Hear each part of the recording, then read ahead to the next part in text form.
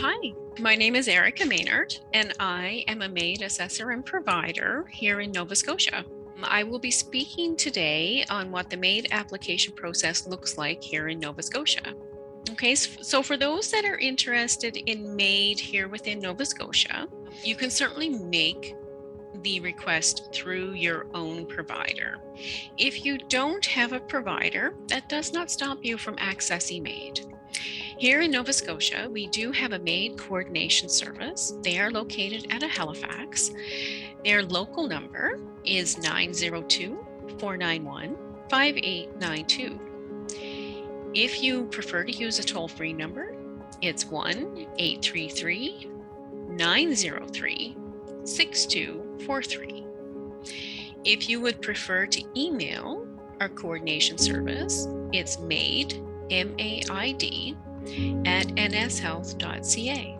If you are in hospital, hospice, nursing home, either your nursing staff or your medical staff can make the referral to our coordination services, and then we can proceed with assessments based on that.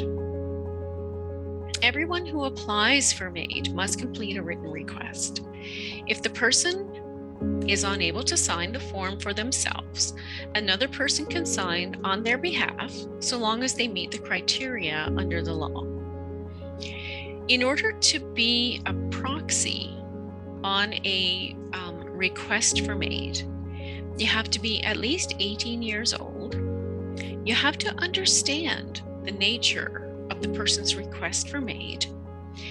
You cannot be a beneficiary in the will of the person who is applying for MAID or be a recipient of any gain. And then you have to have signed the request within the presence of the person who wishes the assessment.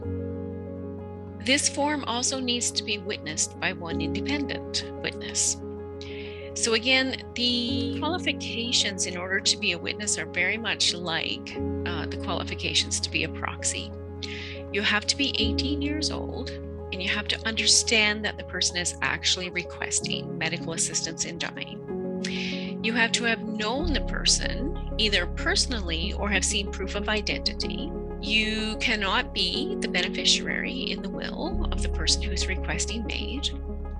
If the person is in a healthcare facility, say a nursing facility or hospice, you cannot be the owner or operator of that facility. And last but not least, the witness must sign in the presence of the person who's signing the request. Oftentimes, people who are requesting MAID are not wanting others to know. If our local health authority here or your first assessor cannot find you a witness, Dying with Dignity Canada is absolutely invaluable in helping us find witnesses within our local area to go ahead and sign your form. Once you've made the request, then you have the assessments completed. So here in Nova Scotia, you need, and as in Canada as well, you need 2 assessments. And so those assessments can be completed by either 2 nurse practitioners, it can be 2 physicians, or it can be a combination of 1 nurse practitioner, 1 physician. And so those nurse practitioners and or doctors need to be independent of one another, meaning that we develop our own ideas and our own criteria for your eligibility for MAID based on the legislation within Canada. So in other words, we don't influence one another.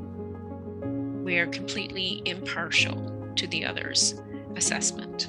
So if you're unable to travel, we will come to your home. We will come to your nursing home. We will see you in hospital. We will see you in hospice. So travel is not an issue.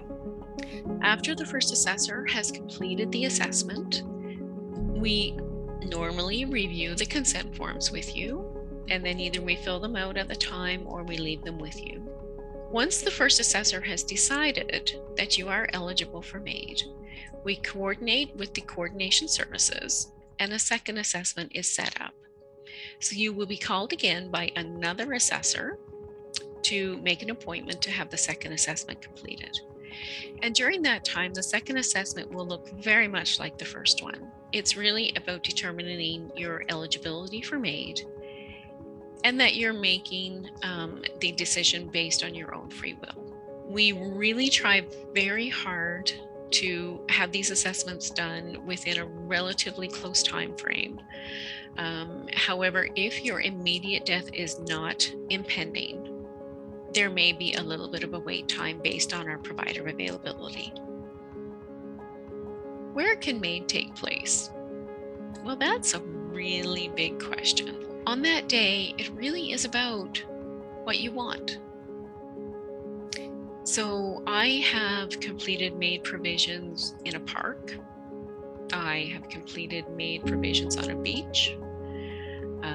I've completed a MAID provision where there's been 100 people surrounding the patient because they had their own wake ahead of time. And I've completed MAID with just myself and the person. So it really depends upon what you as the patient would like to have as your last wishes. Many people who have a religious affiliation will want prayers or hymns, and that is completely okay. Many others do not want any religious affiliation, and that's completely okay as well. At the time of the provision, what you can expect is that there will be 2 IVs inserted. Right now, we have IV protocols for MAID, and by IV, I mean intravenous. And so our medications are administered directly into the vein. We always like to have 2 IVs, just for comfort in that we don't want anything going wrong during the provision. Oftentimes, the provider who is going to provide for your death will insert the IVs themselves. Sometimes they may ask for the help of VON to come and put the IVs in prior to them arriving for the event. So I think that kind of wraps up how MAID looks in Nova Scotia. Certainly, if there are any other questions or something that I have not addressed, during this time, please feel free to call our coordination services, and I'll leave you with those numbers once again. So in the Halifax area, it's 902-491-5892. Toll free throughout our province is 1-833-903-6243. Or you can email at MAID, MAID, @novascotiahealth.ca.